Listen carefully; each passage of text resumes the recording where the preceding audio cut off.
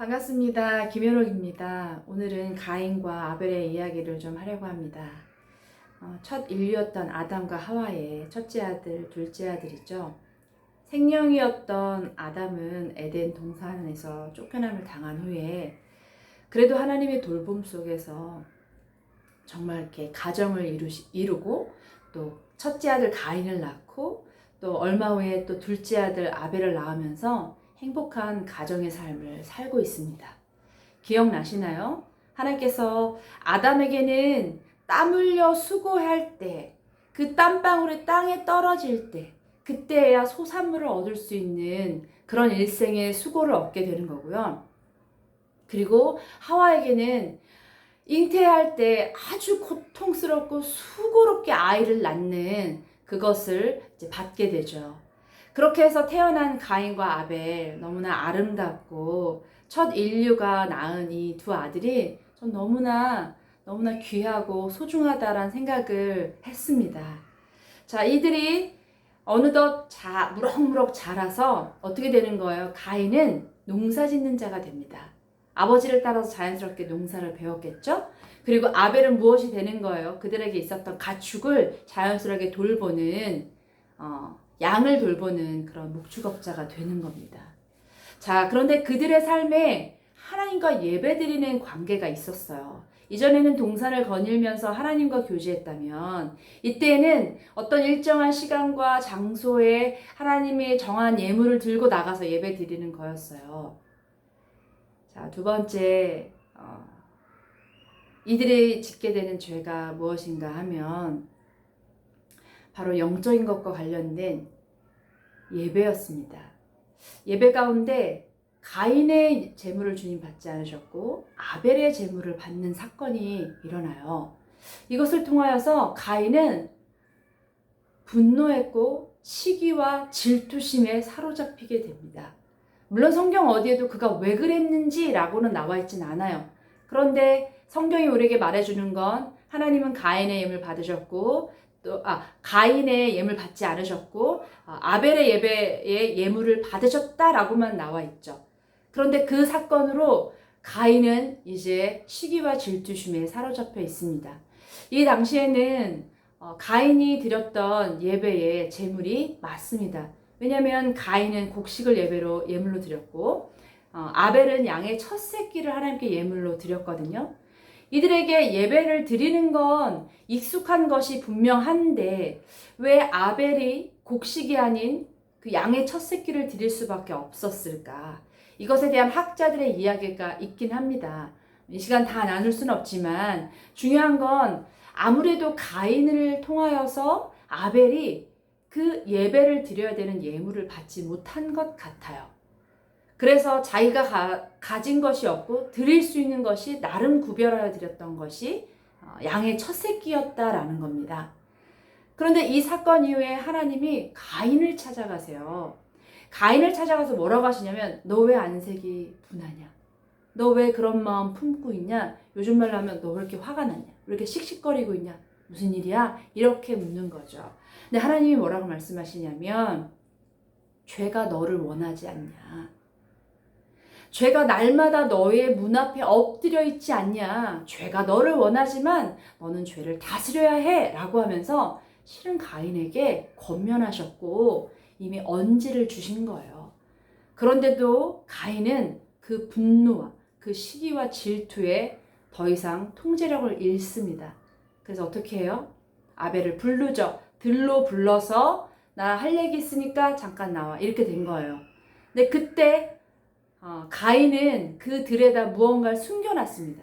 그리고 아벨이 나타났을 때 그것으로 쳐 죽이죠. 물론 그가 농사 짓는 자였기 때문에 농기구일 수 있습니다. 되게 원시적인 농기구일 수도 있고 어쩜 진짜 돌일 수도 있고요. 정확히 그냥 주먹 몇 대로 때려서 사람이 죽은 건 아니다라는 거예요. 계획적 살인이죠. 하와가 하나님 앞에 지은 첫 번째 죄가 뭡니까? 불순종이에요. 순종하지 않은 거예요. 그런데 바로 그 불순종한 죄 다음에 나타나는 죄의 파급력은 거짓말, 쟤를 한 대 콩 때렸다 이 정도가 아니에요. 살인입니다. 그리고 이 살인에 대하여 하나님께서 또 가인을 찾아가셔서 이렇게 말씀하시죠. 내 아우가 어딨냐? 라고 부르세요. 우리 하나님 되게 인격적이셔서 다그치시진 않습니다. 그러나 공의로운 하나님이셔서 죄를 간과하실 수는 없어요. 그래서 가인에게 물으시죠.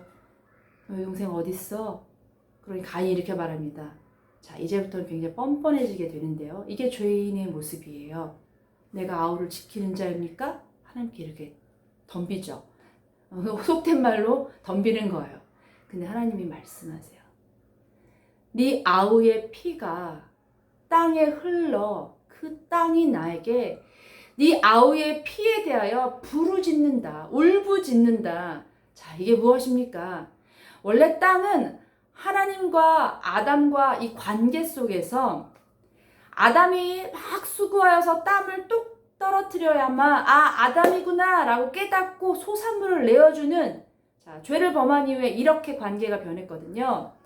근데 땀을 받아야 되는 땅이 피를 받은 겁니다. 그러니 땅이 너무 놀라서 하나님께 호소한 거예요. 부르짖은 거예요. 하나님, 이상한 게 땅에 떨어졌어요. 이런 것이죠. 그래서 하나님께서 무엇 하십니까? 가인에게 저주하시죠. 그의 저주는 뭐예요? 아담은 일생 땀의 수고로 소산물을 먹는 건데 이 가인에겐 너는 일생 가도록 너의 수고로는 땅에서 소산물을 얻지 못한다라는 겁니다. 그리고 가인은 내어 쫓기죠. 아담과 하와의 공동체 안에서 이제 가인이 분리가 되는 겁니다. 오늘 이 말씀을 통하여서 저는 여러분들에게 많은 생각을 해보게 합니다. 그것은 무엇입니까? 죄란 파급력이 크구나. 그런데 그 죄가 오기 전에 하나님은 우리가 죄를 지을 것도 알고 계시기 때문에 우리에게 나름의 여러 가지 방법으로 권면을 하시는구나, 이런 생각을 해보셨으면 좋겠어요. 저도 시기와 질투가 있죠. 왜 없겠습니까? 저도 화가 날 땐 막 큰 소리 칠 때도 있습니다. 그런데 하나님께서 우리에게 말씀하시는 것이 있죠. 원수 갚는 건 나에게 있으니 내가 원수 갚겠다.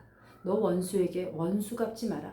네가 원수에게 원수 갚을 때 그와 내가 동등한 조건이기 때문에 네가 갚은 그 원수에 대하여 다시 누군가가 너에게 원수 갚을 수밖에 없으니 내가 갚겠다라는 의미거든요.